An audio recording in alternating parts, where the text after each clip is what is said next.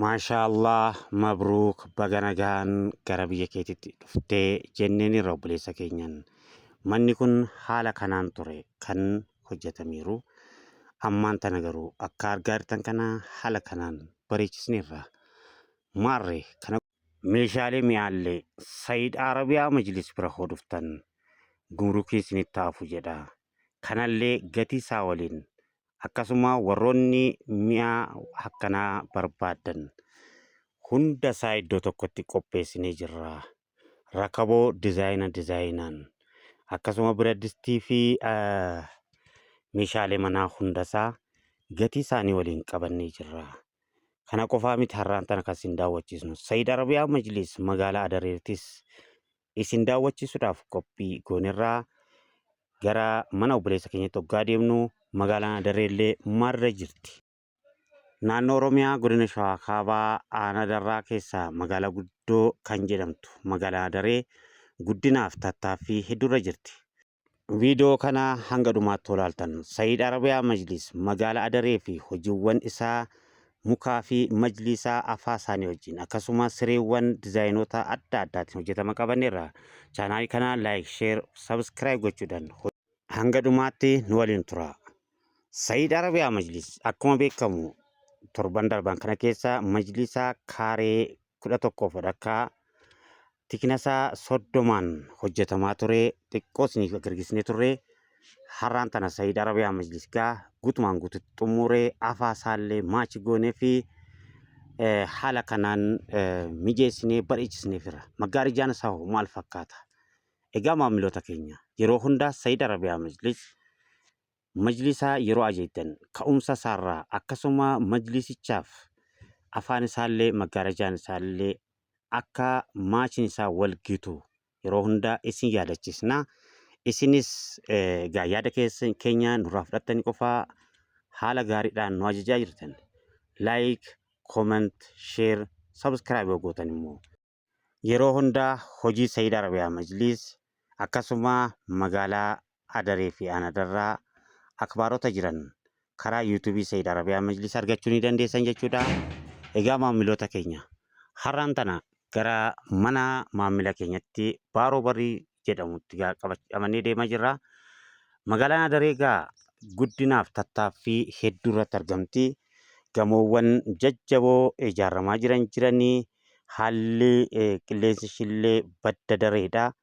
Kanaafuu namoonni magaalaa kana keessatti investiidhanis ta'ee warshoota adda addaatiinis hirmaachuu barbaadan gaa Finfinnee irraa kiiloomeetira 220 irratti waan argamtuuf dhiheenya qabdi jechuu barbaadeni. Kanaafuu biyya teenya waliin taanee guddisuu ni dandeenya. Akkasuma warroonni investimentii gochuu barbaadan gaa kottaa nu daawwadhaa waliin taanee haa guddannu jetti magaalaan Adaree.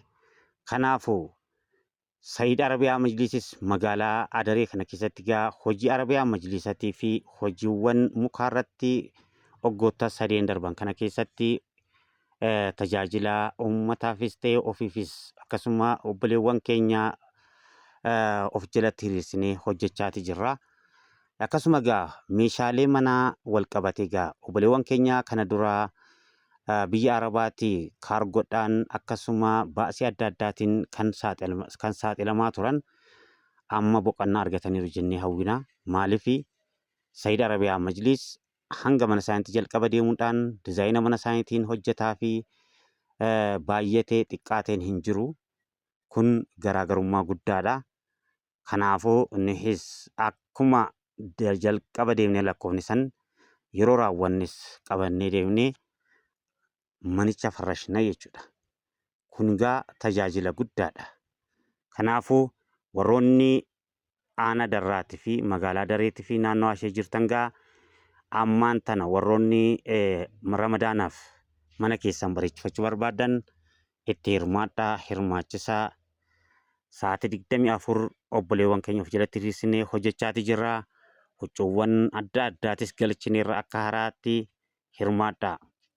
Egaa maamiloota keenya Saayid Arabiyaa Majlis manni kun haala kana ture. Egaa obboleessi keenya godaansa amata baay'ee biyya hambaa keessa ture, achitti taa'ee nu daawwachaa ture.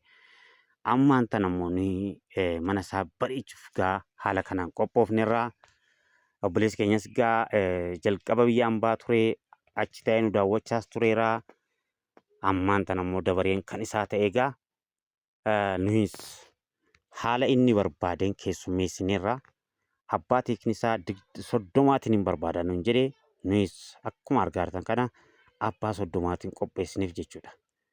Kanaafuu halluu inni barbaadeen dizaayina barbaadeen viidiyoodhaan kan argaa ture san har'aan tana bifaan nu bira gahee maashaallah kan argine olitti arganeera jedheera. Innis umrii dheeraa rabbi irraa haa jiraachisu jennee jirra Sayyid Arabiyaa Majlis.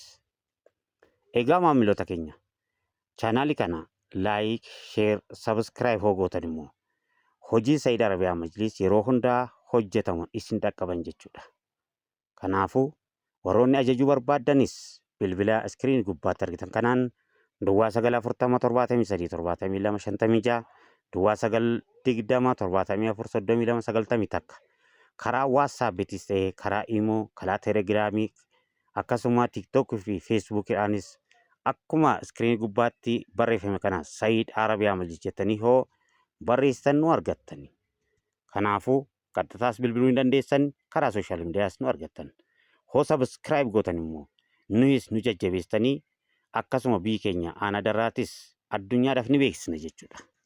Maarree maamiltoota keenya Sayyid Arabiyaa Majlis ofii qofa osoo hin taane obboleewwan keenya of jalatti firiirsinee hojii mukaatis ta'ee hojii Arabiyaa Majlisaa haala maamilli barbaaduun keessummeessinee tajaajila kennaa jirra. Waggoota 3 kana keessatti manoonni baay'een harka Sayyid Arabiyaa Majlisiin bareedaniiru.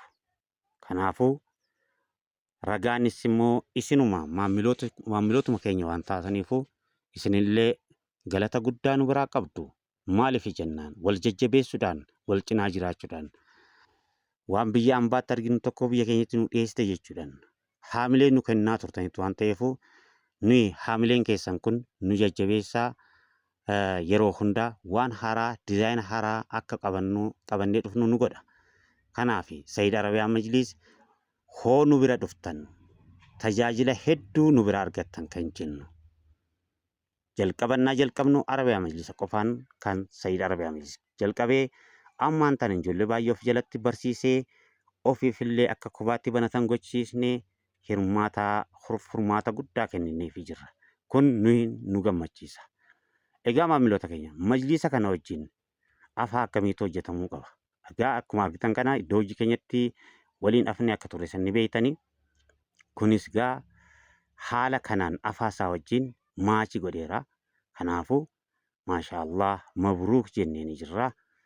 Egaa Sayyid Arabiyaa Majlisis halluu dizaayina isin barbaaddaniin isin keessummeessina kan jennu. Kanaaf namni baasii baasuun isaan oollee baasii baaseefsaniif immoo tajaajila itti argachuu qaba jedha Sayyid Arabiyaa Majlis.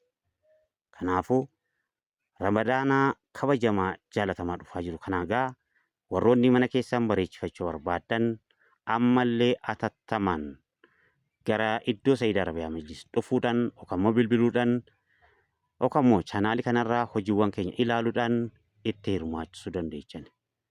Manni bal'aan saalangaa horra utaallee kan gadi hin buune majlisa kanaan innaa bareedee ammam nama gammachiisa. Egaa Sayyid Arabiyaa Majlis akkuma saala isaatti saala bal'aa hoo ta'e ishii kursii fuuldura teessu kanallee abbaa jahaa xixiqqaa goonee guddaa isaa immoo tokko fuuldura goona. Maaliif manichi guddaadha waan ta'eef mana wajjin qopheessina jechuudha. Kanaafuu isin qofaa dhuftaniituma yaadicha nuu kennaa malee bareedina fana keessaniitiif nu jirraa jedha. Aribaa jechaa ni jirra obboleessa keenya maashaallah. Mee chaanaalii kana laayik, sheer, sabskiraayib godhaa. Yaada keessanis koomentii irratti nuuf ibsaa. Mabruuk jenneen gaa obboleessa keenya maashaallah. Amata hedduu biyya hambaa keessa deemee xiqqoo haasa'uuf gaa hin saalfata namni amma gahuun gaa garuu itti gammadeera. Baay'ee sagalee isaa nuuf ibsuudhaaf hin feene. Kanaafuu warroonni ammallee majlisaa hojjechiifachuu barbaaddan jalqaba maal beekuu qabdanii boondii sadarkaa isaati. Egaa maamiloota keenya Saayid Arabiyaa Majlis xalabaa obboleettii teenyaa egaa argaa jirtan kana biyya ambaatii hin fuudhuu atumti nu qopheessi jettee nu ajajde waan ishiin nu ajajde san hunda isaa har'aan tana qopheessineefirraa namoonni kaanillee Saayid Arabiyaa Majlis warroonni ajajuu barbaadan bilbila iskinii gubbaatti kanaan nuuf bilbilaa warroonni meeshaa manaa haala kanaa barbaadan rakaboo sahaanii akkasuma firiijii tallaajaa waan isin barbaadan hundisuu ni jira. Kanaafuu meeshaa kana gaa samoonitti kan galchinee turre hin baasne istoorirraa. Kanaafuu meeshaan kun gaa ajajumaan kan dhufe. Kanaafuu ajajumaan kan fuunee fi warroonni meeshaa kana barbaadan gaa nuuf bilbilaa gatii madaalawaadhaan isinii dhiyeessina. Kanaafuu gatii isaa tokkoon isaa nan dhiyeessaa viidiyoo ittaanu irratti jechuudha. Xalaba obboleettii teenyaa maal nu xalabdee gatii isaa wajjin nan dhiyeessa waan ta'eefu viidiyoo ittaanuun akka nu daawwattan kabajaan isin gaafadhaa. Har'aan tana galchuu keenya meeshaalee kana qopheessu keenya isin yaadachiisuuf malee haala meeshaalee kana maal fakkaata isa jedhu viidiyoo ittaanu irratti guutuu viidiyoo isaa qabadhee nan dhiyaadha jechuudha. Isin yeroo hundaa hoo Saayid Arabiyaa Majlis nu ajajdan akka argaa jirtan kanatti meeshaalee qulqullina qaban istaandaardii qaban baasne qofaa isiniif hanga manaatti isinii geessina jechuudha. Gatiin isaanii akkasuma meeshaaleen gaggalaniiru maal fakkaatan meeshaaleen obboleettii keenya kunoo xalabni ishii maal fakkaata isa jedhugaa viidiyoo ittaanu irratti qabadhee dhufaa achirraan hordofuu ni dandeessan. Saayid Arabiyaa Majlis yeroo hundaa hoo filannoo keessan ta'e majlisota halluu adda addaatiin hojjechamaa jiran gaa ammallee jalqabneerraa kun guyyaa boruu gara mana isaatti ni gala. Kana qofaa miti kunillee xumurameera. Kunis gara mana isaatti galuuf qophaa'eera. Maarree viidiyoon ittaanu akka isin dhaqqaban chaanaalii kana laayik, sheer, sabskiraayib gochuudhaan yeroo hundaa akka Saayid Arabiyaa Majlis daawwattan yaada keessan komentii irratti nu kennitan kabajaan isin gaafanna. Waan nu waliin turtaniifuu waan nu daawwattaniifuu guddaa galatoomaa. Saayid Arabiyaa Majlis.